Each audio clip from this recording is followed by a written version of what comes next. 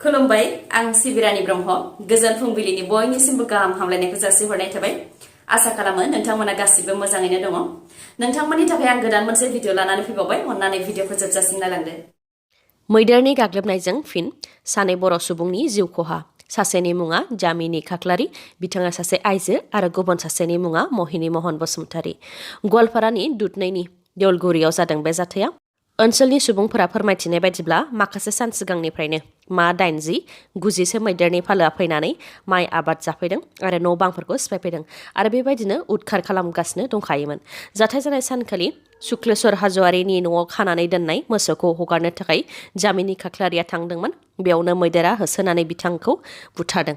जामिनी खाख्लारिजों लोगोसे लोगोआव महिनी महन बसुमतारीयाबो दंफायोमोन। बिथांखौबो मैदेरा बुथारदों। फोरमायथिनाय बायदिब्ला बे जाथाया फुंबिलि 5 रिंगानिफ्राय 5:30 रिंगासोनि गेजेराव जादों। मैदेरनि गाग्लोबनायजों जिउ खोमानांनाय बिथांमोननि न'खरनो अनसुंथाइ होनो थाखायबो ओनसोलनि सुबुंफोरा सोरखारनिसिम खावलायहरदों। हादरनि गिदिर खहा। Chief of defence staff general Bipin Rawat बिथाङा जोबथा हां लाबाय। तामिलनाडुनि नीलगिरि हाजोआव डिफेन्स सार्भिसेस स्टाफ कलेजाव थांनायावनो हेलिकप्टार क्रेश जानायाव जेनेरेल बिपिन रावत बिथांनि जिउ खहा जादों। रिपर्टनि बायदिब्ला जेनेरेल बिपिन रावतजों लोगोसे बिथांनि अनजालि बिसि मधुलिका रावत आरो माखासे गासै 14 बिथांमोनहा रासियायाव बानायनाय MI-17V5 हेलिकप्टारजों तामिलनाडुनि नीलगिरि हिल्सनि डिफेन्स सार्भिसेस स्टाफ कलेजाव थांदोंमोन। बेयावनो हेलिकप्टारा क्रेश जादों। बे जाथायाव chief of defence general Bipin Rawat बिथांजों लोगोसे बिथांनि अनजालि बिसि आरो 11 मिलिटारि पार्सनेल बिथांमोनहा जिउ खोमानो गोनां जादों। बे हेलिकप्टार क्रेशआ तामिलनाडुनि नीलगिरि हिल्स जिल्लानि कुनरनि खाथियाव जादों। बिथांमोना कयम्बेटरनि सुलुराव थानाय एयारफोर्स बेसनिफ्राय हेलिकप्टारखौ टेक अफ खालामनायनि उनावनो हेलिकप्टारा क्रेश जादों।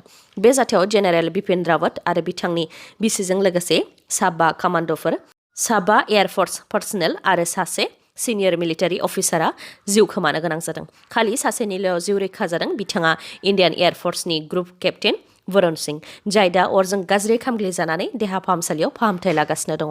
बे जाथाया माबोरै जानो मोनखो बेनि सायाव नायबिजिरनो थाखायबो बिथोन होनाय जाबाय। फैगौ 8 दिसेम्बर 2021 मायथाइयाव आइपवालि पिकनिक स्पटखौ बेखेवनो थाखाय टमी नार्जारीखौ पिकनिक स्पट खुंफुं आफादा आलासि महरै लेंहरदों। बेखौ हेंथा होदों चिरां जिल्ला बड' सिने आर्टिस्ट एस'सियेशना। चिरां जिल्ला बड' सिने आर्टिस्ट एस'सियेशना खौरांगिरि मेल खुंदों। लोगोसे फोरमायथिदों दि बड' सिने आर्टिस्ट एस'सियेशना टमी नार्जारीनि गाज्रि आखुथाय आरो गाज्रि दायनि थाखाय थांनाय 10 अक्ट'बराव टमी नार्जारीखौ सावथुन मुलुगनिफ्राय बयकट खालामनायजों लोगोसे गासैबो हारिमु आयदानिफ्राय बयकट खालामनाय जादोंमोन आरो लिरखानाय जादोंमोन दि टमी नार्जारीखौ जायखिजाया स्टेज प्रग्राम खालामनो होनाय जानाय नङा होननानै।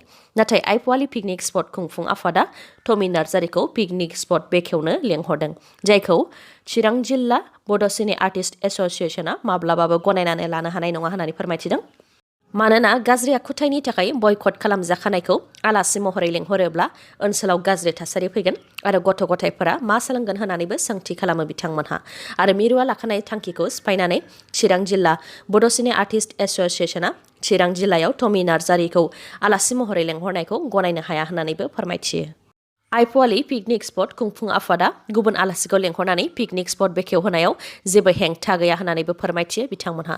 जुदि टमी नार्जारीखौ फैगौ 8 दिसेम्बराव आइपवालि पिकनिक स्पटखौ बेखेवनो थाखाय खुंफुं आफादा अख्रायै लेंहरमारोब्ला बेनि हेंथा चिरां जिल्ला बड' सिने आर्टिस्ट एस'सियेशना गोख्रों राहा लागोन होननानैबो फोरमायथियो आरो टमी नार्जारीजों जायखिजाया आर्टिस्ट जेरै केमेरामेन आरो एक्टिं खालामग्राफ्रा थांफानानै प्रग्राम खालामनो मोननाय नङा, नङाब्ला बिथांमोनखौबो बयकट खालामनाय जागोन होननानै बुंथियो चिरां जिल्ला बड' सिने आर्टिस्ट एस'सियेशना।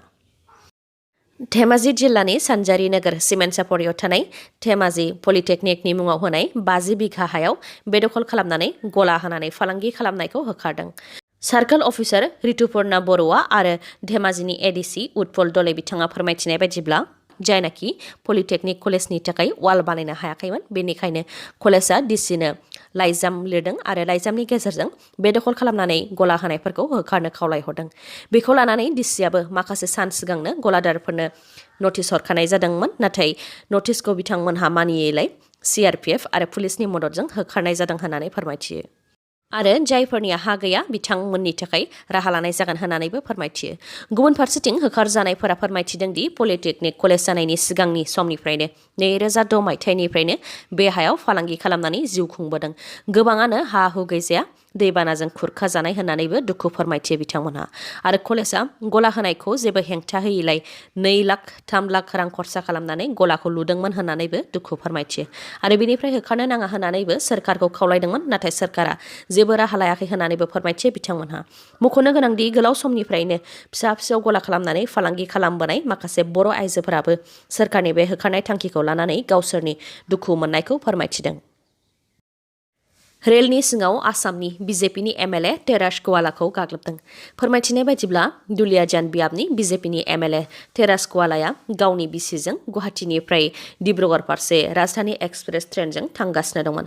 बेयावनो हजाइ जिल्लानि लामदिंनि रमाकान्त रय मुंनि सुबुंजों एमएलए तेरास गवालाया सिगाङाव रेल दाब्बानि सिङाव थानाय लाइट होनाय आरो खोमोरनायखौ लानानै दावराव जाग्रोदोंमोन।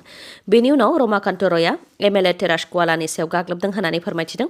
बे गाग्लोबनाय जाथायखौ लानानै एमएलए तेरास गवाला बिथाङा जिआरपीएफ आरो पुलिसनि खौरां हरनायाव उनाव गाग्लोबग्रा रमाकान्त रयखौ एरेस्ट खालामदों। हल्टुगाव फरेस्ट डिभिजननि DFOनि मावखुलिखौ थांनाय मंगलबारनिफ्रायनो डिसिआ ताला मारिनानै दोनदों। थांनाय मंगलबाराव बिटिसि सेक्रेटारियेट मावख'खौ फुंबिलि 10 रिंगायाव बन्द' खालामनानै दोनदोंमोन बिटिसिनि गाहाय प्रमद बर' बिथाङा, जायनि थाखाय सम मथे नुजाफैनो हायै गोबां मावफारियाफोरा मावख'नि मोखाङावनो थानो गोनां जादोंमोन। बे सानखालिनो अदेबानि मंगलबारखालिनो हल्टुगाव फरेस्ट डिभिजननि DFOनि मावखुलियाव क'क्राझारनि डिसि बर्नाली डेका बिथांजों लोगोसे एडिसि आरो बिबानाव थानाय गोजौ थाखोनि पुलिस बिथांमोनहा DFOखौ लोगो हमनो थाखाय मावख'आव फुंनि 10:30 रिंगायाव थांदोंमोन आरो 12:30 रिंगासिम नेदोंमोन, नाथाय लोगो मोनैलाय फिन मोनाबिलि समाव DFOनि मावखुलियाव फैबावदोंमोन। अब्लाबो लोगो मोनैनि थाखाय क'क्राझारनि डिसि बिथाङा DFOनि मावखुलियाव ताला मारिनानै गालांदों, जाय तालाया मैयासिमावबो खुलि जायाखैमोन। मा जाहोननि थाखाय डिसि बिथाङा DFOनि मावख'खौ ताला मारिनानै थांदों बेनि सोमोन्दै जेबो मिथिया होननानै फोरमायथिदों हल्टुगाव फरेस्ट डिभिजननि मावख'गिरिफोरा।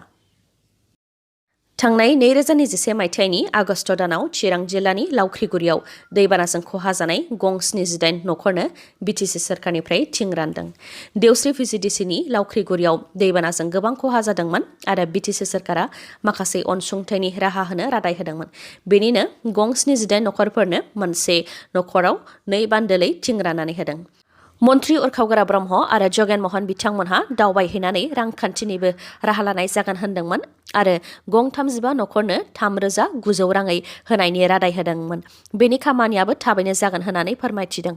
बेनि अनगायैबो लावख्रिगुरि गामियाव दैबाना जानायखौ होबथानो थाखाय SDRF फान्डनि बिथांखि, वाटार रिसर्सनि डिपार्टमेन्ट आरो फ्लाड कन्ट्रल डिपार्टमेन्टजों सावरायनाया जागासिनो दङ।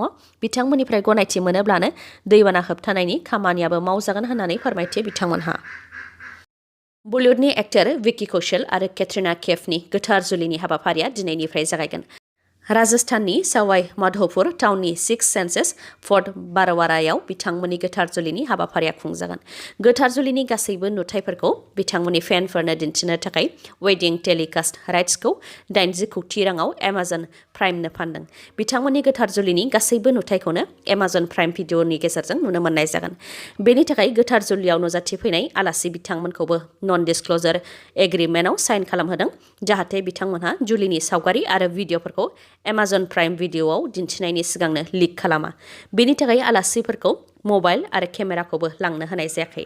मख'नो गोनांदि बलिउडनि एक्टर विकी कौशल आरो कैटरीना कैफ बिथांमोनहा सानैजों थांनाय 2019 मायथाइनिफ्रायनो मोजां मोनलायदोंमोन। दिनैनि भिडिअ'आ एसेनोसै। गाबोन फिन लोगो मोनफिनबावगोन।